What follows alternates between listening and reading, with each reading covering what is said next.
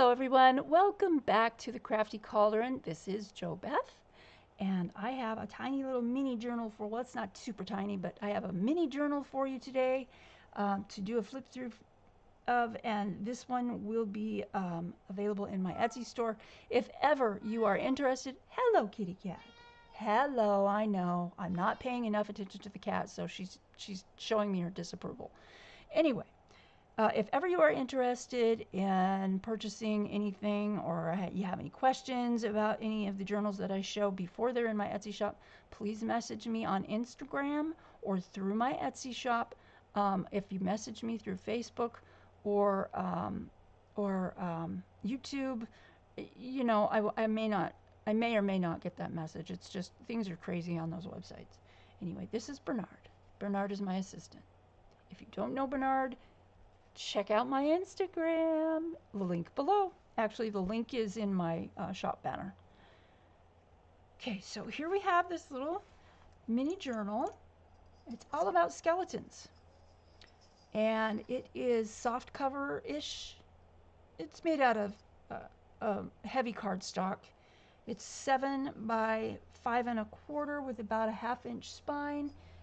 So there's one signature. I don't know how many pages. I did not count them, but it'll be in the Etsy listing. The tie here is seam binding that I have stitched along, and it's just got a red thread on it. And we can take that off of there and get into this little guy. So on the edge, on this side where the stitching is, these are actual bones. They're bovine or cow bones. The skulls, the little skull beads, are made from howlite, which is a stone. It's a very soft stone and it's very dyeable. It takes a dye really well. This is actually the natural color of howlite, this whitish color right there. And let me get in focus. There we go. But the rest of these little pieces are bone, and they've all been dyed or not dyed and then carved and stuff like that. So I thought that would be a fitting way to decorate this little journal. The journal has been reinforced in the spine. It's got fabric, and then underneath that it's got either tape or like Tyvek tape or something like that. Throughout this one, there are journaling cards that look like the shape of a coffin, and I just thought that was really cool, really wonderful way to kind of make it a little bit spookier. This one has a little to flip out journaling card. It says for you. That little label is from Nick the Booksmith, but these other things, they're public domain images and then little pieces that I've decorated. That's washi tape, and then I glue the washi tape on as well because I don't trust the sticky. But this has got journaling space on the back, and it just flips shut like that. And then this page has a little file folder pocket type of thing and a couple of journaling cards. This one is a bat skeleton, and then this is just a journaling card with some skull and crossbones and a rib cage. The back is craft paper that I've stamped and stitched, and then this one has liquid pearls on it with a little tab made out of fabric, and it's coffee stained paper that I stained myself. On the back of this is from a Prima pad, and then the skeletons are from the public domain. And I stamped that. Label is from Nick the Booksmith, Denison Labels. This is from, okay, this pocket is made out of mulberry paper. It's got red flower leaves in it, or flower petals in it. And then I stamped it with my stamps and inked it a little bit to make it look a little old-fashioned. This picture is actually from a 1953 child's encyclopedia that I glued on some black craft paper and backed with some coffee-stained paper with faint lines on it, and then I stamped it, and just to give it a little bit more of that gothic feel. And then I used one of the labels, the Denison labels, and stamped it with a number. And that goes back in there. Another journaling card shaped like a coffin, and this one says, my cat approves of this, actually. Yes. What, Celine? You. She's so vocal today. I don't know what's going on. Anyway, this is from a Dover book, the kind where you can make copies out of without attributing it to anything. And then the fragile is actually a label from Nick Booksmith, and the back is pieced together coffee stain paper. This pocket here is also a public domain image, but it's made out of, it's got two pockets. There's this one, there's the front one, and there's the back one. So you've got two pockets there. You can put this card here, and then you can stick something else in the front pocket. And then let's turn the page. This is coffee stain paper that I stamped, mulberry paper that I've inked and stitched, and then this has got a tuck with a skull picture. And then this picture is from Junk Mill on Etsy, Junk Mill, and spelled like it sounds. This is a stitched card, and then a vocabulary card. I believe that's German, and then it's got some coffee stain paper on the back, and it just tucks into that little tuck right there. This is a pocket made out of a dictionary page that I also added a paper pack page or cutout. And then this is from an old 1957 Leonardo da Vinci book. It's got all his sketches in it, his anatomy sketches in it, but it's from 1957. It's a really cool book. And I'm just so lucky to have found it at the thrift store. It was like $2. I couldn't believe it. Because it's like this thick, it's huge. And once I take the pages out, I'm going to use the cover to make a huge book. But this is also another vocabulary card. I believe it's German as well. On this side, we've got the rest of that pocket. There's a Rolodex card, more vocabulary, some inked tickets, and all of this can be used for journaling. I like this one. This is one of the pages that from a paper pack that I found on Amazon, and they're already pre-printed. This I like because it's got lines on it, and you can just journal your heart out on that. This is the back of that page, and it's got a little frame here. There's nothing in here. It's just a frame that I made out of some paper pack die cuts. And then this is a little journaling tag with a round bottom because it fit better in there like that. And this is actually two pockets. You can go behind there, and then you can put something inside of there. So try to think outside the box on this one a little bit. And then this is just some scrappy old coffee stained paper that I thought looked really cool with that tear in it. I just love stuff like that. It just stained really well around the tear. So then we have a page. This is a Braille page, and I just wove some ribbon. I weaved some ribbon through the holes that were existing, and it feels so good. The Braille, it just feels so neat. I stamped it with some stamps, and then this is an envelope with some, it's got like a little journaling card with some skulls, another public domain image, and then some coffee stain paper. And I just thought those were kind of fun. And it matches the color theme with the red. I have 2 reams of red paper I need to use. Yeah, I know, I've got paper coming out my ears, people.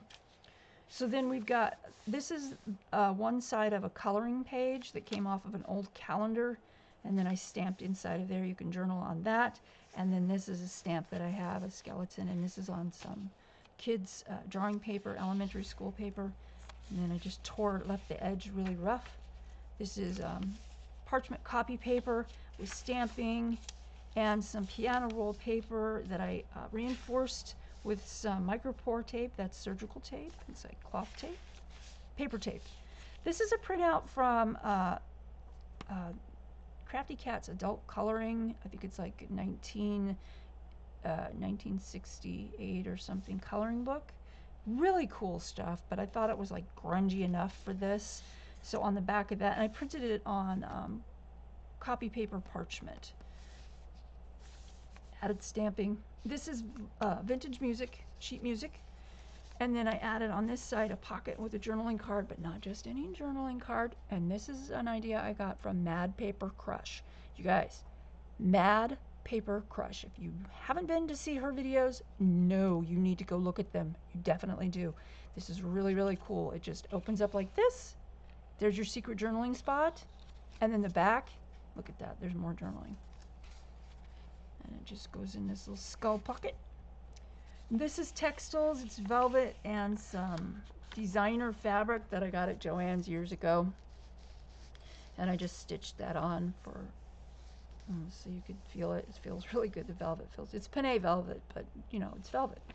So another coffee stain page with some stamping And then more stamping. This is the stamp didn't come out really well. It's a scripty stamp with a raven and a skull, but it didn't come out very well. I still thought it looked kind of neat, so that's why I didn't change the page. Then we have the back side of that page is another journaling card, and this is some really nice black heavy paper pack paper with a Denison label. It says secret. And then the other side is pieced together coffee stain paper. And this is a little belly band. It's a double belly band actually on some vintage sheet music. And we've got a little envelope here that opens up all the way for you to journal on.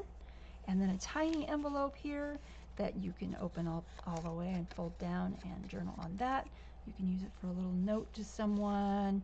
This is a little journaling card, and I learned this from the Paper Outpost. Thank you, Pam.